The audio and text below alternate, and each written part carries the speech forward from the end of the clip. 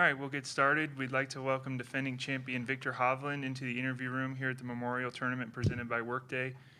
Viktor, looking back at last year, this was the first of 3 wins for you that culminated with the FedExCup title. What do you remember about that week, and how much did it mean to you for the rest of the season? Yeah, I remember that back nine was pretty cool last year. And just kind of what stands out to me is how I played 16, 17, 18 last year.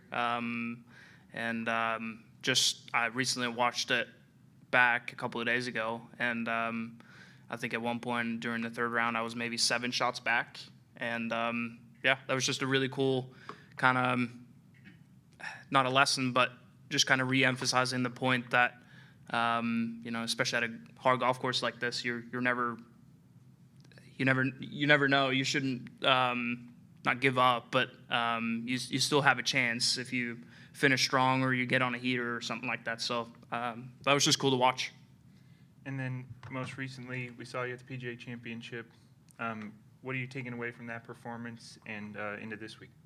Yeah, super proud about that week. After not playing very good golf the first few months of the year, it was nice to turn something around. And what was really cool to see was as soon as I found a shot that I knew where the ball was going and I could get myself around the golf course, I was immediately up in contention. So that was really cool to see that it wasn't going to be a project that was going to take 2-3 months. It was a nice little feel that got me to hit the ball better immediately. All right, we'll take some questions out here. If you have a question, we'll get a microphone to you. We'll start with Paul. Victor, the form that you found at PGA, have you found that to be repeatable now that you've gone home and practiced as you prepare for this week? I've kept working on kind of the same stuff. The last couple of weeks, it was nice to have some good weather at home and just kept playing a lot, practicing, and felt like game's getting better every single day, which is great. So coming in with some confidence in knowing that I can start the ball left and fade it. As you've now started working with Joe again, does the relationship feel like it did last year when you were working? Is it different? Is it improved? How has that kind of changed now that you're back working with him? Yeah, feels the same. Talking about the same stuff and working on along the same lines, and we're getting some good work done and pretty pumped to play the rest of the summer. And does it help coming back to an event like this where you have the success last year when maybe it hasn't gone well this year, but you bring back some good memories when you step on the grounds? Sure, that helps. But this golf course doesn't care about your memories or good vibes. It's gonna punish you and bring you down if you miss it on the wrong sides. It's just I think it's one of the hardest courses we play all year. So you definitely have to bring your A game, whether you're defending champion or not. We got one in the middle, and then we'll go to MK. Have you had a chance to get back and see 16 yet this week? Played 9 holes yesterday, so I got to see it. It definitely looks different. A little wider on the right side. It looked like they flattened it out, took away the front right bunker, made the right bunker a little bit bigger, but it's pretty deep. So even though you're going to see a lot of guys in that right bunker, I think for the back right pin, that's a very tough bunker shot, and obviously all the right pins are going to be pretty tough. But it's still a hard hole. But at least now it feels like with the angle, you can hit a good shot and kind of run it around there on the green. So I think it's good. Do you know where you stand in terms of playing in the Olympics? Looks like you're in good position to qualify. Have you made any decisions related to that? Yeah, I'm planning on playing. Okay. Yeah. How excited are you for that opportunity? It's, of course, a different type of competition. Yeah, I'm pretty pumped. Playing in the Olympics in Tokyo was pretty fun, even though it was during COVID and no fans out there, and it felt a little bit weird. But we at least got to stay in the Olympic Village and get a part of the experience. So that was fun, and I'm pretty pumped to do it again. I've never been to Golf National, which they're playing it at. Heard lots of good stuff about the golf course, and obviously watching the Ryder Cup there a few years ago. Looks like a great spot, and hoping for some hardware for Team Norway. Go to MK. Hey, Victor, a couple of questions for you. You talked about watching your victory here last year. How often do you watch your wins? Not very often.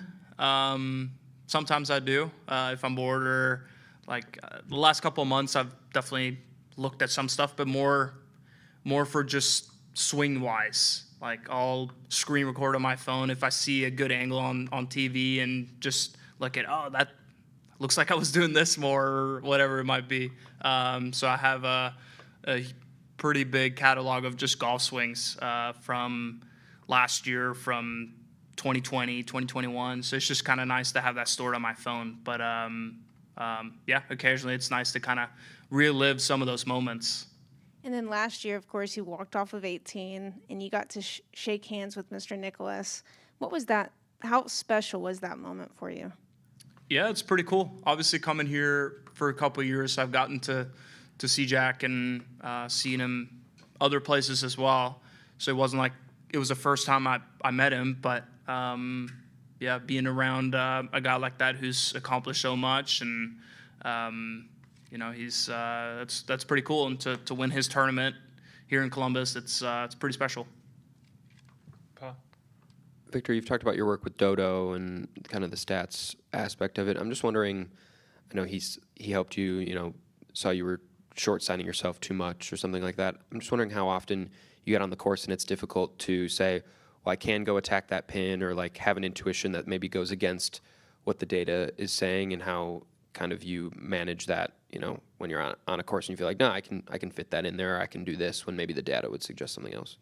Yeah, I think the data is mostly there to help you, and for, let's call it, maybe 90% of decisions, it's very clear cut. It's, okay, hit driver, it's you can go for this pin, or it's middle of the green here, whatever it might be. And the decisions where it's in between and it's not so clear cut, that's when I kind of rely on, okay, what's the situation at hand? Do I need a birdie? Do I need a par?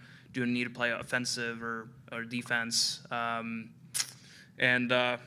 or sometimes you just feel like you're going to hit a good shot, and sometimes that is kind of enough to override the data a little bit. So, but obviously I try to make the best decisions possible, especially I think at a golf course like this, you definitely are going to get punished if you get a little greedy and go outside of what the right play is. You can kind of get away on easier golf courses.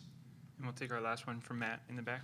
Victor, you've always been one to tinker a little bit with the swing in the game. I'm just wondering if the experience over the last couple of months and the success that you found going back to Joe maybe lends you to be a little bit more patient with yourself. That's probably a good observation and good lesson that I've drawn from the past few months. But I also think, like, looking back, I've given this some thought. I'm a completely different player than I was when I first came out here. And every single thing that I've done since turning pro has led me to become a better player. Like, I got a longer driver, I fastened my backswing, I got a little bit stronger in the gym, I started doing aim point on greens, whatever it might be. Like, every single thing that I've done has helped me to play better golf. So I don't think I need to completely throw the baby out with the bathwater, but definitely have to maybe spend a little bit more time and make sure that if I'm going to go in a different direction, it's maybe a little bit more planned out, or need more data supporting that decision. But yeah, probably, I mean, the classic saying, if it ain't broke, don't fix it. I mean, that you need a very good and valid reason to try to change something if it's already working. But I do kind of think my track record speaks for itself. All right, Victor, thank you very much for your time, and best of luck this week. Thank you.